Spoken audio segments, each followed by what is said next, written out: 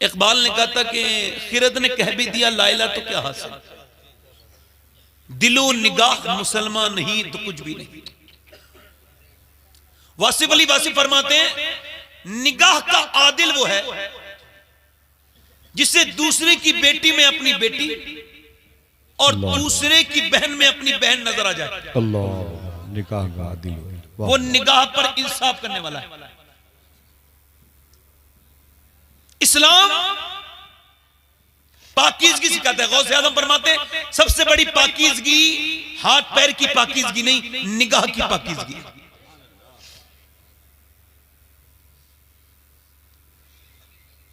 एक बड़े बुजुर्ग हैं जो मौला अली के खलीफा भी हैं और मुरीद भी हैं और शागिर्द भी है। जरा बोले सुभान अल्लाह, माशाअल्लाह। इतना क्लोज रिलेशन मौला अली से कि वो खलीफा भी हैं, मुरीद भी हैं, शागिर्द भी हैं और इसके अलावा उन्होंने अम्मी उम्मे सलमा का दूध भी पिया है, यानी हुजूर की बीबी का उन्होंने दूध भी पिया है।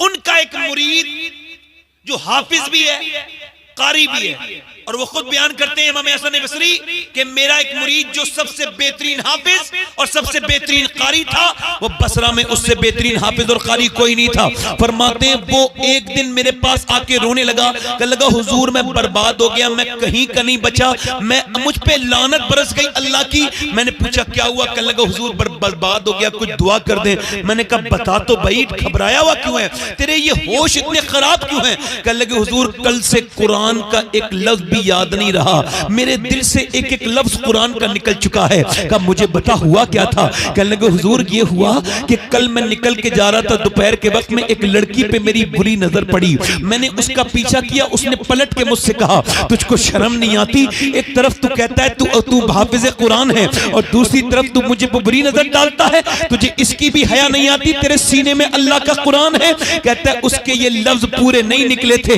कि मेरे सीने से मैं बीरानी फैल गई, और उसके बाद हुजूर एक भी आयत मुझे याद नहीं है, अभी तो मेरा सिर्फ कुरान निकला है, कहीं मेरा ईमान न निकल जाए हुजूर, मैं बेईमान होके न मर जाऊं। और वो ये कह के दहाड़े मार मार के रोया, पूरी महफिल जमा हो गई, कहा हुजूर मेरे लिए दुआ कर दे। इमाम हसन बसरी ने दुआ फरमा दी, मगर आप फरमाते हैं इमाम हसन बसरी कि मेरे दौर में सबसे ज्यादा जो लोग ईमान पर नहीं मरे, यानी मरते वक्त उनका ईमान छिन गया, कहते उसमें बड़े बड़े काबिल, बड़े बड़े आबिद और जाहिद भी थे, कहते जिनके ईमान छिन गए ये वो लोग थे जो बदनिगाही करते थे, जिनकी निगाह उनकी कंट्रोल में नहीं थी। अब मैं आपसे यही पूछना चाहता हूं, नौजवानों से गुजारिश करना चाहता हूं, कहीं खुदा ना करे ये जो आपकी फ्री वाली जीवी है, ये जो आपकी रोज अपडेट होने वाली जियो की जीवी, और ये जो रोज अपडेट होने वाली आपकी एयरटेल की जीवी, ये जो आपने इंस्टाग्राम चलाया है, ये जो आपने फेसबुक चलाया है, ये जो आपने उसमें तस्वीरें देखी हैं, उसमें बरहना लड़कियों को आपने माज़अल्लाह देखा है, मगर फिर भी आपके ईमान पे कोई फर्क नहीं पड़ा। इसका मतलब ईमान या तो अंदर है नहीं, और अगर है तो कमजोर इतना हो गया है कि अब वो बिल्कुल मरने के बराबर हो गया है। अल्लाह ना करे कि इस बदनिगाही की वजह से कहीं ईमान छिन गया तो क्या होगा? बताओ, मैं यही पूछना चाहता हूँ। मुसलमानों की हालत तो देखो, इन लड़कों की, नौजवानों की तन्हाइयां बर्बाद हैं। कितने बैठे हैं यहाँ पर, इनके कोई ऐसा इल्ला माशाअल्लाह मोबाइल होगा जिनके मोबाइलों में गंदी तस्वीरें न हो। यहूदियों ने कहा था ऐ सलाहुद्दीन अय्यूबी, हम तुमसे जंग की आप जंग जो लड़ेंगे वो तलवार वाली नहीं लड़ेंगे, या फिर किरदार वाली जंग लड़ेंगे। हम तुम्हारे बच्चों को यहूदी बना देंगे, हम तुम्हारे बच्चों को नसरानी बना देंगे, तुम्हारी औरतों के दिलों से हम खातून जन्नत की मोहब्बत निकाल लेंगे, तुम्हारे हम औरतों की दिलों की, तुम्हारी औरतों के दिलों से हम खदीजतुल कुबरा की मोहब्बत निकाल देंगे। और ये हुआ भी है कि अब नौजवान बर्बादी की तरफ चला जा रहा है, इसकी तन्हाई में कुछ नहीं बचा। ये तन्हाई का चोर है, ये ऐसा चोर है, ये गंदी तस्वीर भी देखता है और मियां अपने दोस्तों तक को शेयर करता है, यहाँ तक कि स्टेटस तक पर लगाता है, स्टेटस पे लगाता है। अभी कुछ दिनों पहले एक फिल्म रिलीज हुई, जब फिल्म रिलीज हुई तो एक अजीब वाकया पेश आया कि फिल्म रिलीज होने के 2 दिन के बाद जो है वो लखनऊ के थिएटर के बाहर एक जरीन फातिमा नाम की लड़की खड़ी है। अच्छा, उससे पूछा जा रहा है कि आप फिल्म देख के आई हैं? वो कह रही जी मैं फिल्म देख देख के आई हूँ, उसके बुर्का भी है बाकायदा। उससे पूछा जा रहा है आप जो है वो फिल्म देख के आई है, कहा क्या अच्छा लगा आपको फिल्म में? फला जो बंबई के हीरो की फिल्म रिलीज हुई है, उसने कहा मुझे स्टोरी अच्छी लगी, मुझे उसके गाने अच्छे लगे, मुझे ये अच्छा लगा। अगर मैं उसके करीब होता तो उसके पांव पकड़ लेता और कहता मेरी बहन ऐसा कर, या तो अपना नाम बदल ले या अपना किरदार बदल ले। तू फातिमा नाम रख के थिएटर के बाहर खड़ी है, तुझे नबी की बेटी के नाम की भी परवाह नहीं हुई। काश मेरी बेटी इस बात को समझती और काश मेरे बच्चे समझते। इकबाल कहता है बुत शिकन उठ गए, बाकी जो रहे बुतगर हैं, उम्मती बाईस से रुसवाई ये पैगंबर हैं।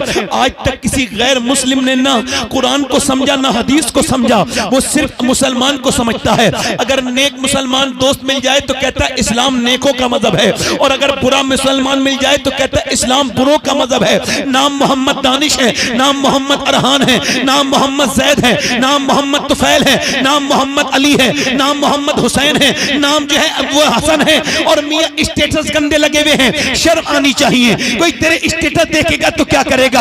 अपनी बेटी के स्टेटस, अपनी बहन के स्टेटस कि मेरी बेटी नाच रही है, शर्म नहीं आती लोगों को? कैसे जाहिल हो गए हैं। अरे हमसे अच्छे तो पहले जमाने के भिखारी थे कि जमा मस्जिद में बैठ के एक शख्स भीख मांग रहा था, वो मुसलमान था, अंग्रेज उधर से गुजरा, उसने भीख मांगी, अंग्रेज ने कुछ दे दिया, मगर अंग्रेज का हालत इसी हालत में धोखे से पर्स गिर गया।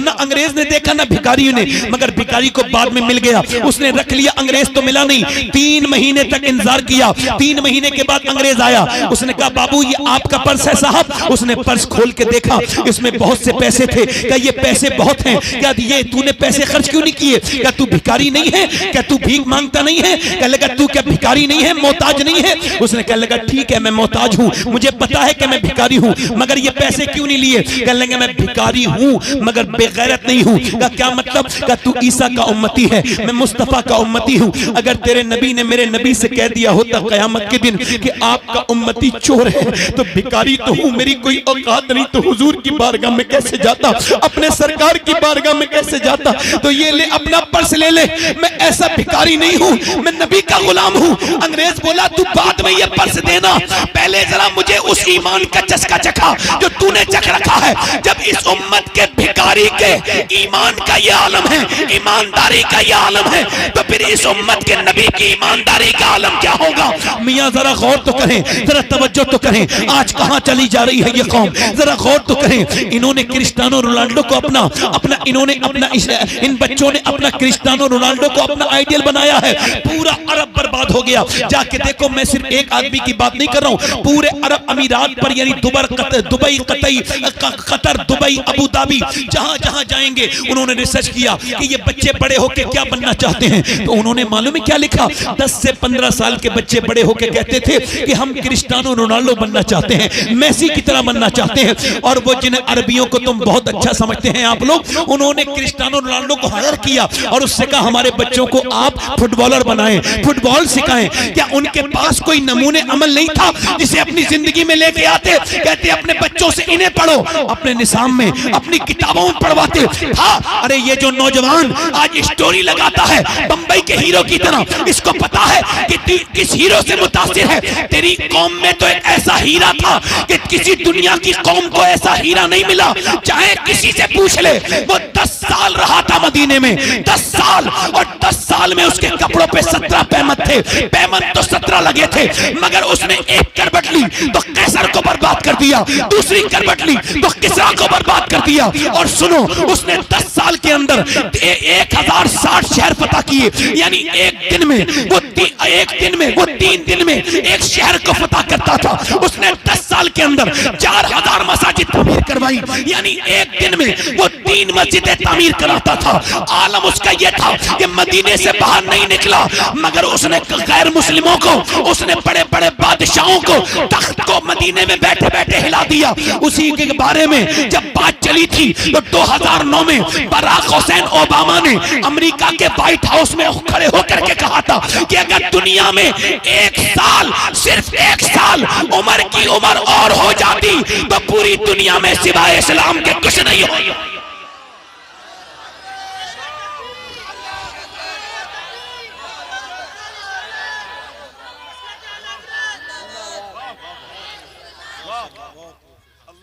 थोड़ा इको कम करें भाई। हम किधर चले गए, इधर तो देखो किन लोगों के पीछे जा रहे हैं। दिल लग रहा है नहीं लग रहा है? बोलो थोड़ा और बोलूं या फिर बताएं? अच्छा मुझे तो छुट्टी दे दो, मुझे रोज तकरीर करनी पड़ती है। आज जरा थोड़ा सा मैं घर में हूं तो परेशानी ज्यादा कम हो रही। बोलूं? तवज्जो तो करें जरा, दिल लगा के बोले सुभान अल्लाह। अरे आप जो कौम अपने आइडियल को भूल गई हो, क्या तुम्हारे पास कोई आइडियल थे? भाई हमारे पास आइडियल, आज मैं उनका जिक्र करता हूं आसिफ भाई के सामने पहली बार। मैं उनका जिक्र कर रहा हूं जिन्हें अब हमारे एरास में जगह नहीं मिलती। हमारी महफिल उनके जिक्र से बिल्कुल महरूम है। ढोल पीटने वाले, कव्वाली सुनने वाले पीर साहब बहुत झूमते हैं, मगर पूरे उर्स में कहीं भी सहाबा का जिक्र नहीं होता। और सहाबा रीढ़ की हड्डी हैं, आइडियल हैं, और वो कहते हैं भाई हम उनका जिक्र करेंगे नहीं, हमारा जिक्र होना चाहिए, हमारी महफिल, हमारा जिक्र, हमारी तारीफ। इमाम गजाली कहते हैं तारीफ सुनने से बड़ी बीमारी रूह की कोई दूसरी है ही नहीं। जो अपनी तारीफ सुन के खुश होता है वो दूसरों की निगाह से खुद को देख रहा होता है। बेवकूफ है वो, कभी अपनी आंख से जिंदगी पे नजर न की। वही जाबिये जो के आम थे मुझे खा गए, ये वही जाबिये पुराने लिए फिरते हैं। वो कहते हैं जब तक मेरी तारीफ नहीं होगी मेरा उर्स कामयाब नहीं होगा। मैं कहता हूं पीर साहब जब तक आपकी नहीं होगी उर्स कामयाब नहीं होगा, और जब तक अबू बकर उमर की नहीं होगी उर्स कबूल नहीं होगा।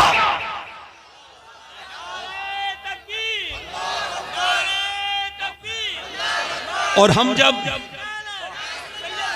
हमारा जज़ाकल्लाह खैर, मेरा अपना प्लान है कि जब हम अपने उसको बकायदा तौर से, मैं जब जनाजा शरीफ में शुरू करूंगा तो इंशाअल्लाह उस पर टॉपिक हुआ करेंगे सहाबा इकराम की शान में, ताकि हमारी नस्लों में भी कोई सहाबा को गुस्ताख पैदा ना हो। क्योंकि अल्लाह ने अपने हबीब को यार भी चुन चुन के दिए और रिश्तेदार भी चुन चुन के दिए। न नबी के यारों का जवाब है न रिश्तेदारों का जवाब। थोड़ी सी फोर्स से करनी पड़ेगी, रात ज्यादा हो गई है, जोर से करनी पड़ेगी तकरीर। जोर से बोले सुभान अल्लाह, दिल लगा के बोले। मैं कुछ ऐसे शहरों में भी जाता हूं जहां बिल्कुल आराम से बोलता हूं, मगर चूंकि आप लोगों की ज़ौक़ी ऐसी है, वो ये कहते हैं कि हिंदुस्तान में जब तक वो जोर से आदमी बात नहीं करता वो मुकर्रिर मानने के लिए तैयार नहीं। हमारी अपनी तारीख, मगर ये तारीख मैं बयान कर रहा हूं और इसी तारीख में मेरी तकरीर खत्म भी हो जाएगी। मैं उस तारीख को लाना चाहता हूं कि इधर ये 313 लोग हैं, बेसरो सामान, कुछ नहीं इनके पास, घर तक नहीं है।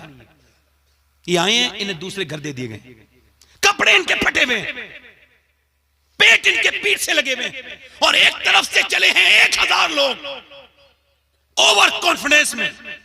अबू जहल कहता है रस्सी में बांधूंगा नबी को।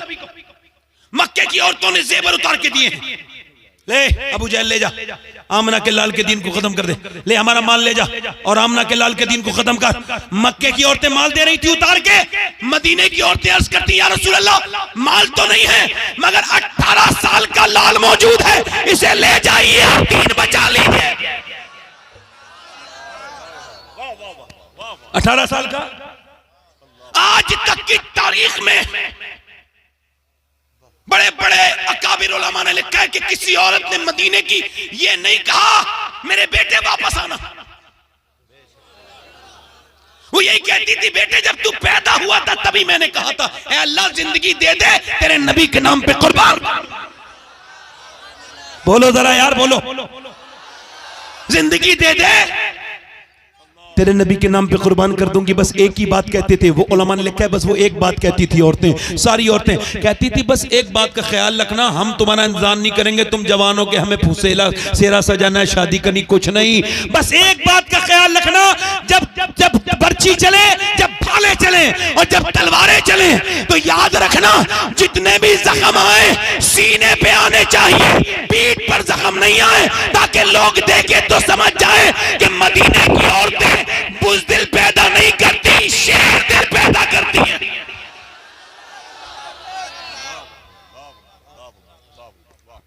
मदीने की औरतों ने मेरे नबी ने फरमाया इधर देखो, तवज्जो करो, ये बद्र क्या है? ये बद्र अल्लाह की आयत है।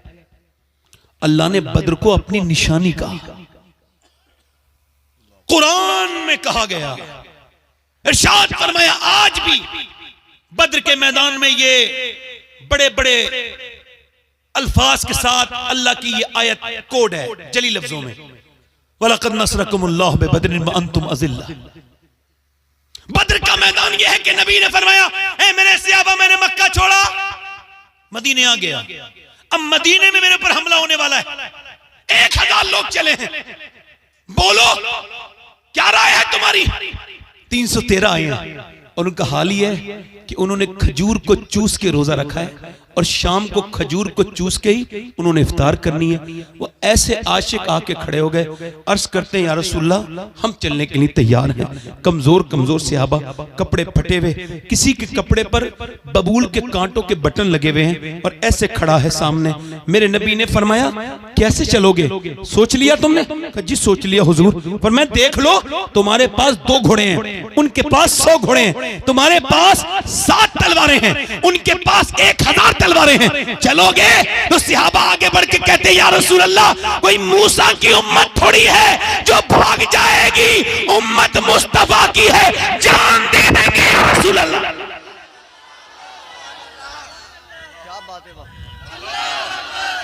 जान दे देंगे या रसूल अल्लाह। आपकी एक निगाह की बात है मेरे आका, हम तो आप पर कुर्बान होने के लिए हैं। मेरे इमाम ने कहा था हुस्न यूसुफ पे कटी मिस्र में अंगुश्ते जनान, सर कटाते हैं तेरे नाम पे मर्दाने अरब। मेरे इमाम आला हजरत फाजिल बरेलवी फरमाते हैं कि वो हुस्न यूसुफ था जिस पे कुछ उंगलियां कट गई और फिर किस्सा खत्म हो गया। ये सनत तजाद का शेर है, जरा गौर तो कीजिए। कहते हैं कुछ उंगलियां कट गई, वो भी गिनती की उंगलियां थी, कट के खत्म हो गई। वो हुस्न यूसुफ था जिस पे औरतों की उंगलियां कटी, मगर इधर देखो, उधर औरतें हैं, इधर मर्द हैं, उधर उंगलियां हैं, इधर सर है, इधर मियां कट रही हैं, इधर कटा रहे हैं। कट जाना और है और कटाना और है, और उधर कट के खत्म हो गई, अब कटेंगी नहीं। इधर सिलसिला बरकरार है, हुसैन से लेके गाजी मुमताज हुसैन कादरी तक सर कटाते हैं तेरे नाम पे मर्दाने।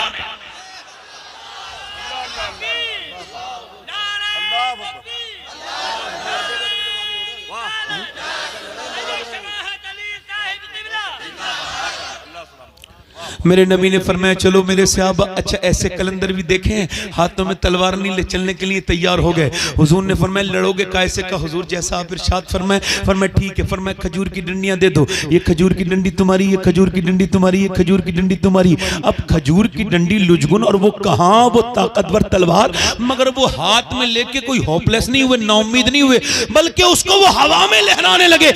ऐसे लहराते थे जैसे उनके हाथ में कोई खजूर की डंडी नहीं बल्कि कोई एटम बम आ गया है, कोई बहुत बड़ी ताकत आ गई है। ऐसे घुमा के जाते थे। यहूदी हुटिंग करने लगे, ओ मुसलमानों क्या फारिग हो दिमाग से, पागल हो क्या? कभी खजूर की डंडी ने तलवार से जंग जीती है? तो मुसलमान बोले सिहाबियों यहूदियों सुनो, न खजूर की डंडी पर न तलवार पर है, भरोसा जितना भी है मदीने की सरकार पर है।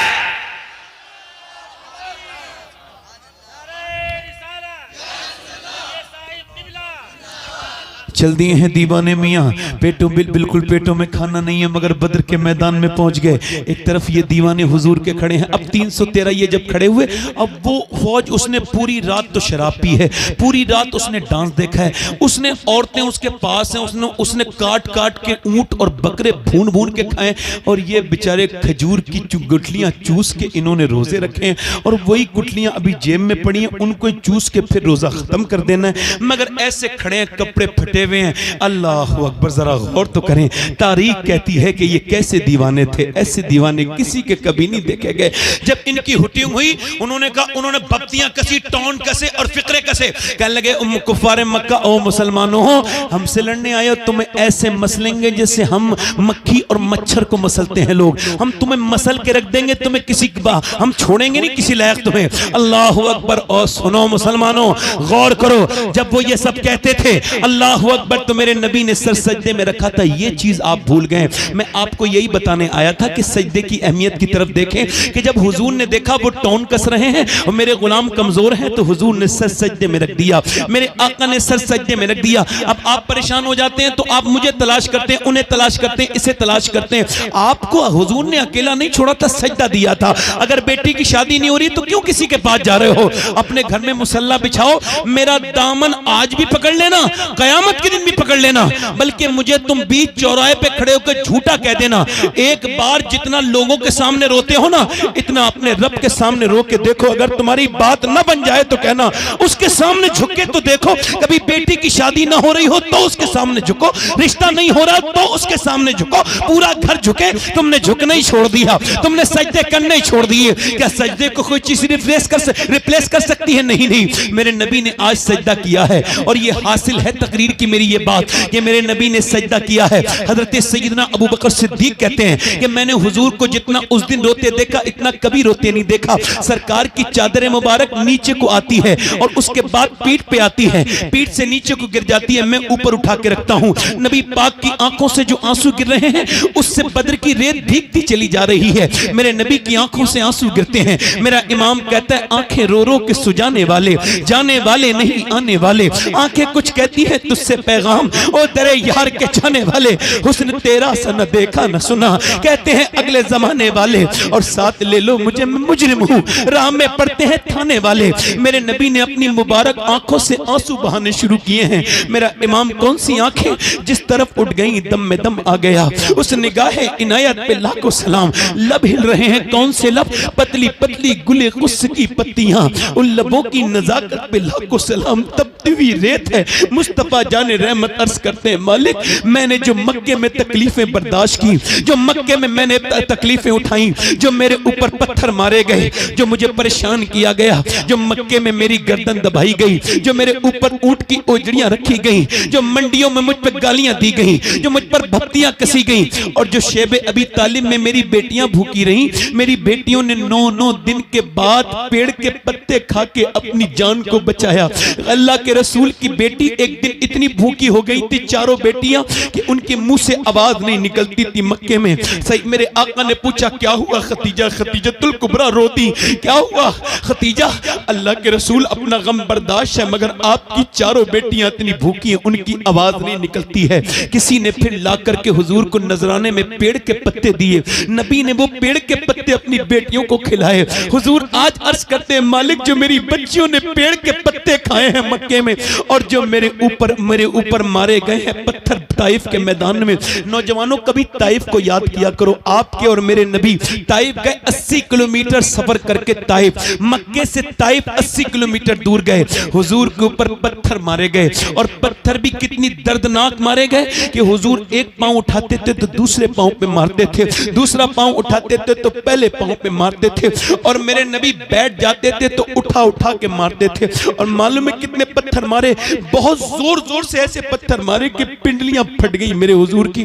आप इसका अंदाजा करो कि पिंडलियां कैसे फटती है, पिंडली कैसे फटती है, कितनी जोर से मेरे सरकार के उन्होंने ऐसे पत्थर के लहूलुहान हो गए मेरे हुजूर। ज़ैद बिन हारिसा ने हुजूर को गोद में उठाया। अल्लाह अकबर, मेरा पैगंबर, मेरा रसूल, मेरा आका आज दुहाई दे रहा है, मेरे रब, वो जो मैंने पूरी जिंदगी मेहनत की, वो जो मैंने एक एक करके तिनका जमा किया है, ये 313 मेरी पूरी जिंदगी की कमाई है। ये मेरा अबू बकर, ये मेरा उमर, ये मेरा अली, ये मेरा बिलाल, ये मेरा बिलाल, ये मेरे अमीर हमजा, ये मेरी पूरी जिंदगी की कमाई है। अगर ये आज मिट गए ना, जिनके हाथ में खजूर की डंडियां हैं, तो कयामत तक तेरा कोई नाम लेने वाला नहीं होगा। मैंने पूरी जिंदगी जो मेहनत की है, तो ये मेरे गुलाम तैयार हुए हैं। मेरे मालिक अगर ये मिट गए, और फिर अर्ज करते हैं, मालिक जरा देख तो मेरे गुलामों को, देख तो अपने बंदों को। कोई ताकत नहीं है इनके पास, कोई ताकत नहीं है, मगर ये भूखे प्यासे हैं, खजूर की डंडी लेके तेरे नाम पे निकले हैं। अगर तूने इनकी मदद न की तो कोई कयामत तक तेरे नाम पे नहीं निकलेगा। मेरे नबी इतना रोए कि मेरा इमाम कहता है इजाबत का सेहरा, इनायत का जोड़ा दुल्हन बन के निकली। दुआए मोहम्मद ऐसे रोए हैं, ऐसे रोए हैं कि जब मेरे नबी ने असर उठाया है अचानक मुस्कुराए हैं। अबू बकर सिद्दीक कहते हम खुश हुए।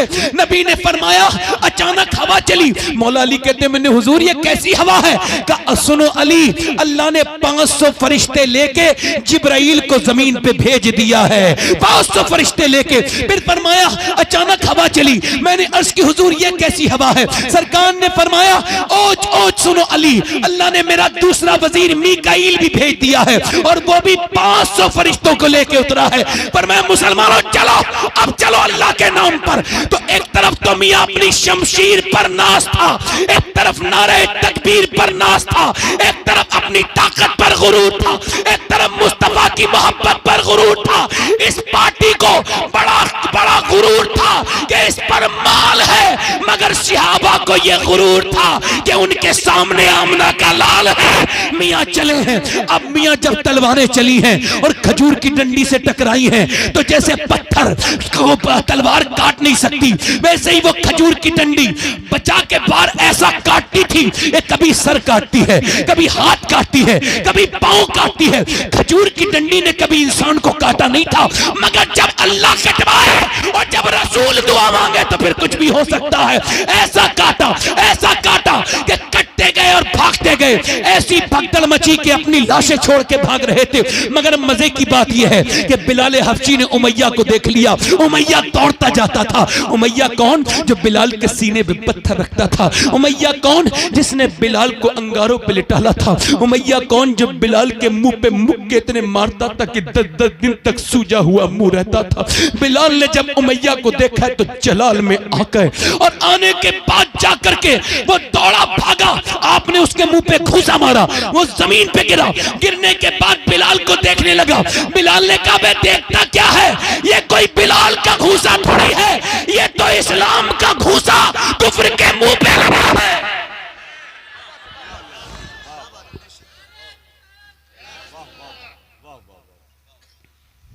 सत्तर काफिर मारे गए। कितने?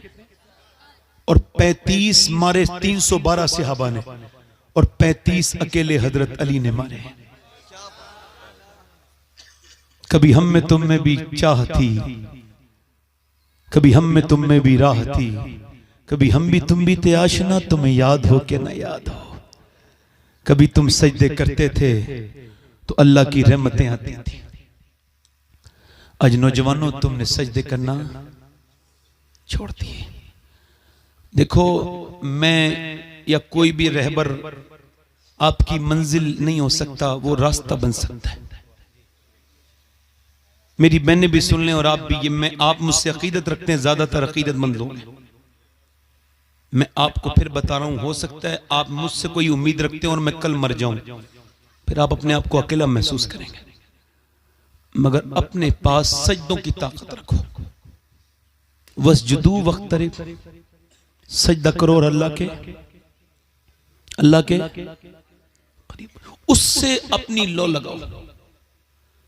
जब एक बहन, एक बेटी, एक माँ, एक पूरा घर सजदा करेगा तो क्या अल्लाह की रहमतें नहीं आएंगी? बोलो तो जरा, आएंगी कि नहीं आएंगी? आएंगी।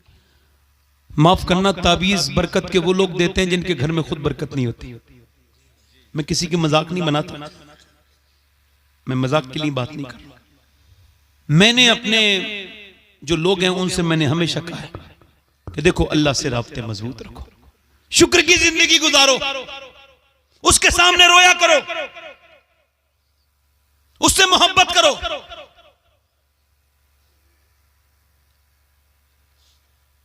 ये अजमत वालिदैन प्रोग्राम है ना। अल्लाह ताला हाजी साहब की मगफिरत फरमाए। मैं उम्र की बात कर रहा था ना, जरा बोलें जरा सुभान अल्लाह। हुजूर फरमाते हैं जब नेकों का जिक्र हो तो मेरे उम्र का जिक्र जरूर कर लिया करो। फरमाते हैं मेरे उम्र का जिक्र किया करो। फरमाती है अम्मी आयशा, उम्र का जिक्र जहां होता है ना वह इंसाफ का जिक्र होता है, और जहां इंसाफ का जिक्र होता है वहां परवरदिगार का जिक्र होता है। आखिरी बात कर रहा हूं, उमर कोई आम आदमी नहीं था, ठीक है? अभी तक पैदा नहीं हुआ उमर की तरह, और पैदा होगा भी। आखिरी बातें कर रहा हूं, समझ ले। दिल लग रहा आप लोगों को? नहीं लग रहा? देखो मेरा तो अब लग गया। अगर आप कहोगे तो मैं एक आध घंटा और भी बोल सकता हूं, मगर मैं सिर्फ 10-15 मिनट में तकरीर खत्म कर रहा हूं, क्योंकि हमने कहा था कि 1 बजे हम सलाम पढ़ लेंगे, और मैं बड़ा पाबंद इंसान हूं, हम बात अपनी कर रहे हैं। आज बड़े अजीज लोग मुझे मुयस्सर हैं। उमर फारूक आजम, मतलब एक तो होता है वो आदमी जिसको बड़ा चाव होता है कि मुझे ट्रीटमेंट मिले, है ना। एक जगह मैं तकरीर कर रहा था तो पीर साहब आ रहे थे, तो वो नारे वारे लगवाते हुए आ रहे थे, 10-5 लोग अपने साथ लेके भी इधर उधर। तो मैं चूंकि तकरीर कर रहा हूं तो मैं डिस्टर्ब हो जाऊंगा ना, तो मैंने कहा भाई देखो ये नारे ना लगाओ, हजरत आएंगे हम इस्तकबाल कर लेंगे। तो वो मुझसे ऐसे नाराज हुए कि आज तक नाराज है।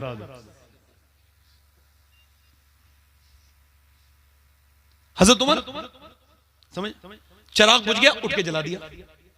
किसी ने कहा गुलाम से जलवा लेते, आपने फरमाया तो क्या हुआ, मैं चिराग जलाने से पहले भी उमर था, मैंने जला दिया तो फिर भी उमर हूं, तो क्या फर्क पड़ा। मैं जो एक आखिरी बात करूंगा ना, उसको बड़ा गौर से सुनना है नौजवानों, खासतौर से। मेरी इंशाल्लाह फाइनल हो रही बात, मैं आपको बात तो बता चुका, अपनी आखिरी बात कर रहा हूं। इतना ऊपर जब कोई आदमी चला जाए ना, और उमर कोई ऐसा आदमी नहीं है, आपको पता है पूरी दुनिया के हर शहर में ज़लज़ला आता है, मगर एक बार मदीने में ज़लज़ला आया और हज़रत उमर बैठे थे मिंबर पर। कहां बैठे थे? हाँ। आपने जब जमीन हिलती देखी तो रोने लगे, कहने लगे शायद मैं जमीन पे इंसाफ नहीं कर रहा हूं, जो ये जमीन हिल रही है। इतना कहना था, जमीन साकिन हो गई, ठहर गई, और 1400 बरस हो गए दुनिया में सब जगह भूकंप आया, मगर आज तक मदीने में ज़लज़ला नहीं आया है।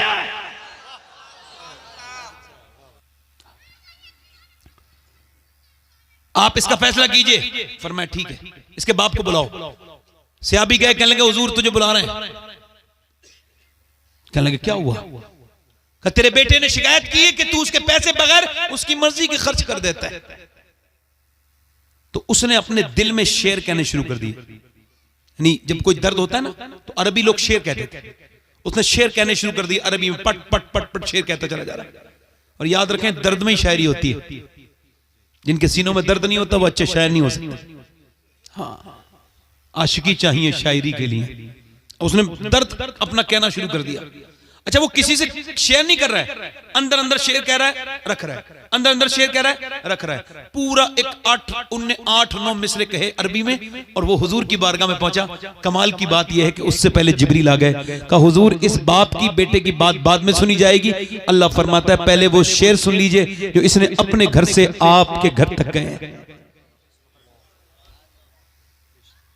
हुजूर ने फरमाया क्या आपने कोई शेर कहे? तो बूढ़ा बोला ये तो मेरा अल्लाह के अलावा कोई नहीं जानता। फरमाया अल्लाह ने मुझे बताया है। तो हुजूर ने फरमाया बताना कौन से शेर कहे? कहा हुजूर रहने दीजिए, कहीं बता। आला ने लिखा है जब उसने अपने शेर कहने शुरू किए ना तो मदीने की दीवारों से आंसू निकलने लगे। हुजूर ने फरमाया बताना क्या शेर कह के। उसने पहले शेर जो कहा उसका मफहूम ये था या रसूलल्लाह मैं नहीं पहले ये शेर कहा था कि मेरे बेटे आज तो मुझे आंखें दिखाता है, मगर मैंने तेरे लिए अपनी जवानी को बर्बाद करके और अपनी जवानी में आग लगा के तेरी जवानी में उजाला किया।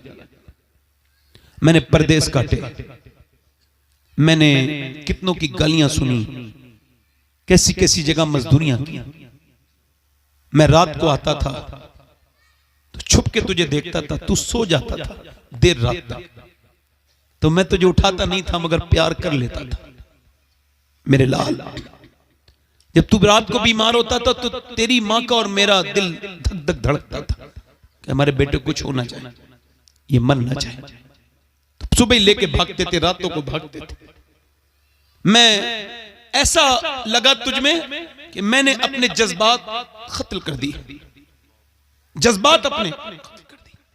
बच्चों का सोचा, मैंने अपनी खुशियां कुर्बान कर दी, मैं दौड़ता रहा और मैंने ये नहीं सोचा कि मैं क्या कर रहा हूं। तू जवान हो गया, मैं बूढ़ा हो गया, मैं बिल्कुल जो है वो मैं पेड़ की तरह मुरझा गया, तू तने की तरह खड़ा हो गया। मगर जब तू बड़ा हुआ ना बेटे, तो मेरे दिल में ख्याल था तू मेरी बुढ़ापे की लाठी बनेगा, मगर तूने मुझे बहुत बुरा सबक, तूने मुझे बहुत बुरा अजर दिया। आज तू मुझे गुलामों की तरह बुलाता है। या रसूलल्लाह, मेरा दिल फटने को आता है इसकी ये बात सुन करके। या रसूलल्लाह, मैं आपसे पूछता हूँ, मैं इसका बाप हूँ, पूरी जवानी लगा के इसके साथ ये किया, तो क्या मैं इसके माल का मालिक नहीं?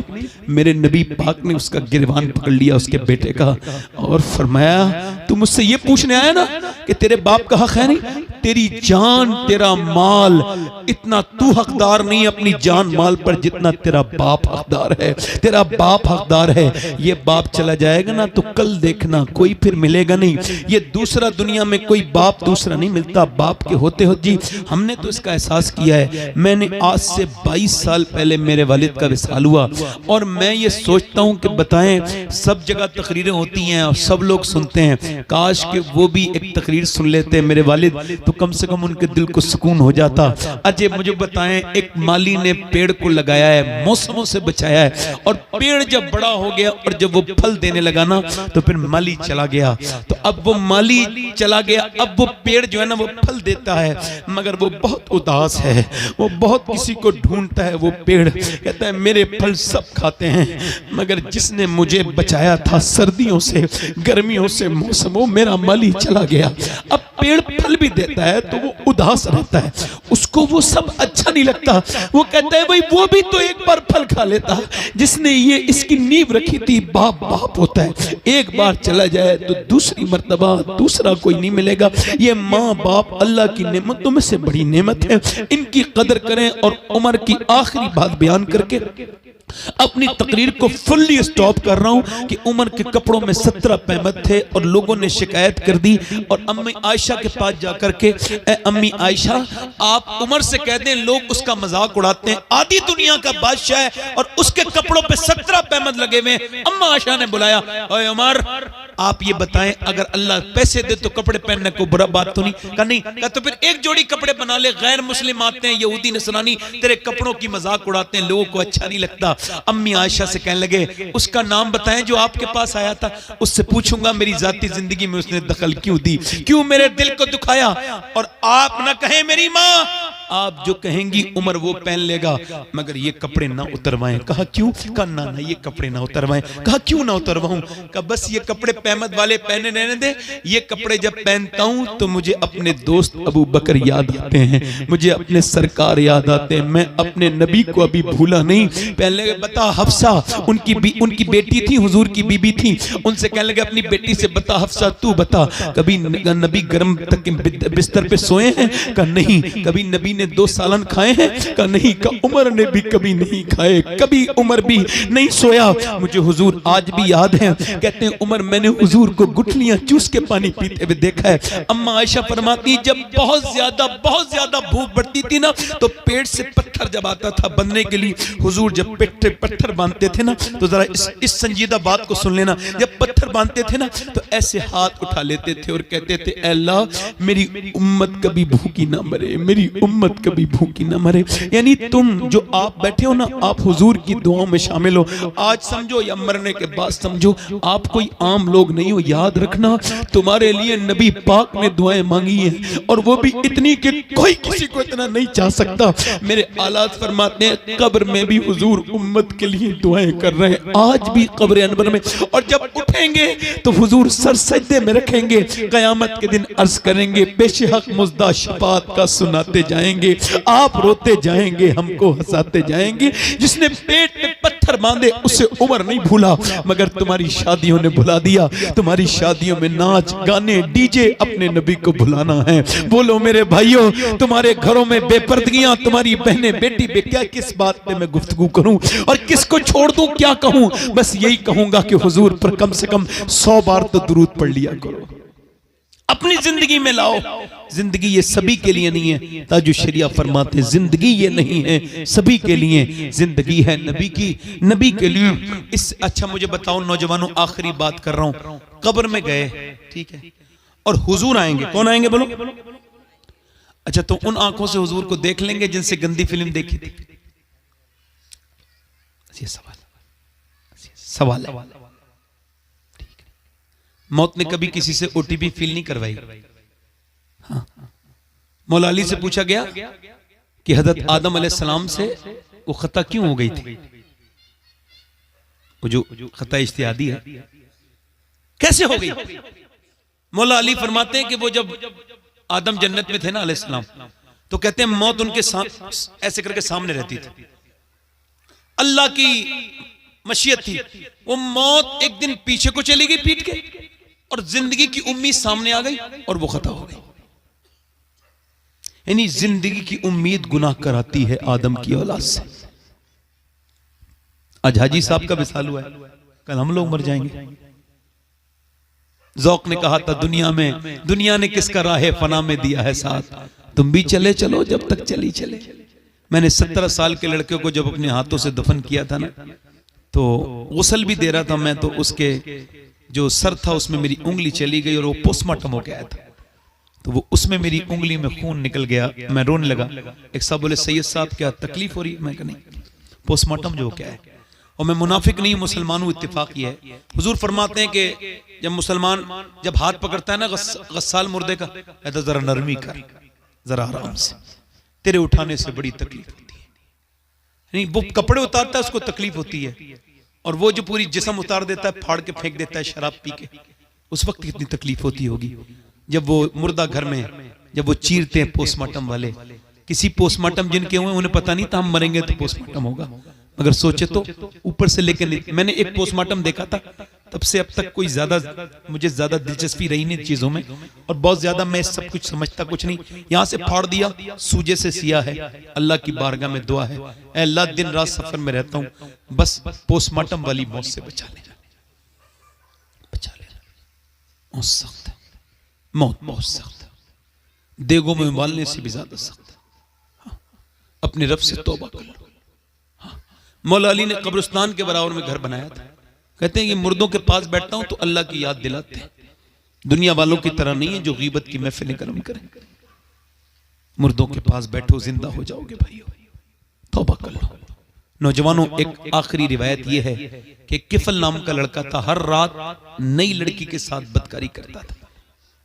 और बदकारी एक ऐसी चीज है, ये मुकाफाती अमल है, जो करता है उसके तरफ पलटती है, ये बदकारी। और हुजूर फरमाते हैं जिसने गैर औरत को हाथ लगाया है, उसने ऐसा किया जैसे जहन्नम के अंगारे को हाथ लगा दिया। फरमाते हैं हुजूर, सूअर से जिस्म का लगना इतना बुरा नहीं जितना गैर औरत से जिस्म का लगना बुरा है। एक हदीस फरमाते हैं, हदीस कुदसी, अल्लाह फरमाता है महबूब, मैं अगर जानी को माफ भी कर दूं ना और जन्नत भी दे दूं, तो जन्नत में अपना दीदार नहीं करूंगा। यानी जो जिना करेगा उसे अल्लाह अपना दीदार नहीं करेगा, इतना नाराज है। कितनी बेहयाई है ये। हुजूर फरमाते किफल नाम का लड़का रोज नई लड़की बुलाता था। एक रात एक लड़की आई तो रोने लगी, एक बिस्तर पे बैठी, इसने उसके हाथ लगाना चाहा तो वो कांप गई। मैंने कहा मेरी रात खराब कर रही है, पैसे नहीं मिले तुझे? कहा पैसे तो मिले हैं मगर सब कुछ पैसे नहीं होते, तू क्या जाने, मेरा बाप मर गया, बहन भाई भूखे हैं और उनकी भूख की वजह से जिस्म बेचने आई हूं। कहा फिर डर किससे रही? अल्लाह से, मेरा मालिक मुझे माफ कर दे। और फिर वो फूट के रोई, मालिक देख तू गवाह रहना, आज गुनाह भी कर रही हूं तो मजबूरी में, छोटे छोटे बहन भाई भूखे, मुझे माफ कर देना। हुजूर फरमाते हैं ऐसी फूट के रोई, उसके आंसुओं से दिल उसका धुल गया, किफल का। वो रोया और बोला जा मैंने तुझे अपनी बहन बनाया, ये पैसे ले जा, तूने मेरी आंख खोल दी। वो उधर गई, ये जो है ना सजदे में गिर गया और कहने लगा मालिक अगर मेरे जैसा कमीन कोई नहीं तो तेरे जैसा रहीम भी कोई नहीं है। अगर मेरे गुनाहों की कोई हद नहीं है तो तेरे कर्म की भी कोई हद नहीं है। अगर मैंने पूरी रातें, मैं रात काली करने वाला इंसान, मुझे पूरी जिंदगी हो गई बदकारी करते करते, मगर मैंने कभी सोचा नहीं कि तू मुझे देख रहा है, मेरी हर हरकत पे तेरी नजर नजर है। मेरी सांसें जो चलती हैं वो तेरी मर्जी से चलती हैं। मैं सिर्फ तेरी मर्जी से जिंदा हूं। मैं अपने आप को बहुत बड़ा समझ रहा था, मुझको माफ कर दे मालिक। हाँ, अगर मेरे ऐबों की हद नहीं है तो तेरे सत्तार होने की हद नहीं है। ऐसा रोया कि उसका दिल जो है ना, वो ऐसा रोया कि दिल का दौरा पड़ के मर गया। कोई बंदा तेरे दर पे जो आंसू रोल देता है, मेरे मौला दरे तौबा तू उस पर खोल देता है। वो तो मर गया, सुबह को जनाजा उठाने वाला नहीं मिलता था, दोपहर हो गई, इसका जनाजा कौन उठाएगा? बदकार है, बेहया है, इसका जनाजा कौन उठाएगा? कोई नहीं उठाता था। अल्लाह ने फरिश्तों को भेजा, इसके दरवाजे पे बड़े बड़े लफ्जों में लिख के गए हैं, इन्नल्लाह कद गफर अल किफले। ये जो किफल है ना, इसको अल्लाह ने बख्श दिया है। क्यों बख्श दिया है? क्योंकि ये अल्लाह को अल्लाह मान चुका था। इसने 2 आंसू बहा दिए थे उसके सामने। वो यही तो कहता है, मेरे बंदे कितने भी गुनाह कर, जमीन आसमान से ज्यादा तेरे गुनाह हो जाएं, फिर भी बस इतने आंसू कि तेरी आंख से गिरा आंसू तेरे गाल तक आ जाए, मैं सारे माफ कर दूंगा, सारे माफ कर दूंगा। यही गुजारिश है। इस महफिल में 1 मिनट के लिए बताएं, बैठ जाएं। मैं किसी से कुछ जबरदस्ती नहीं करता हूं, मगर फिर भी मेरा उसूल है, तो जब तकरीर की है तो ये भी कहूंगा, कितने लोग ऐसे हैं जो हुजूर के नाम पे गर्दन कटा सकते हैं? नीचे हाथ करें, एक दूसरे की तरफ ना देखें और मुस्कुराएं ना। गर्दन कटाने वाले तो कुछ भी कर सकते हैं ना। तो कितने लोग ऐसे हैं जो आज से गर्दन भी कटा देंगे और आज से हुजूर के नाम पे पूरी दाढ़ी भी रखा लेंगे? इस महफिल में जरा वो लड़के खड़े होकर दिखा दें, खड़े हो जाए। जो आज से दाढ़ी रखा है वो खड़े हो जाए। खड़े रहो, खड़े रहो। अरे वाह असलम भाई, माशाल्लाह। आइए आइए, बाहर आइए, बाहर निकल के आइए। दाढ़ी रखने वाले सारे जिनकी दाढ़ियां आ चुकी हैं, आइए खड़े हो जाइए। मैं तो बड़ा खुश हूं कि असलम भाई आ गए हैं। बॉब आप भी आओ, बाहर आओ।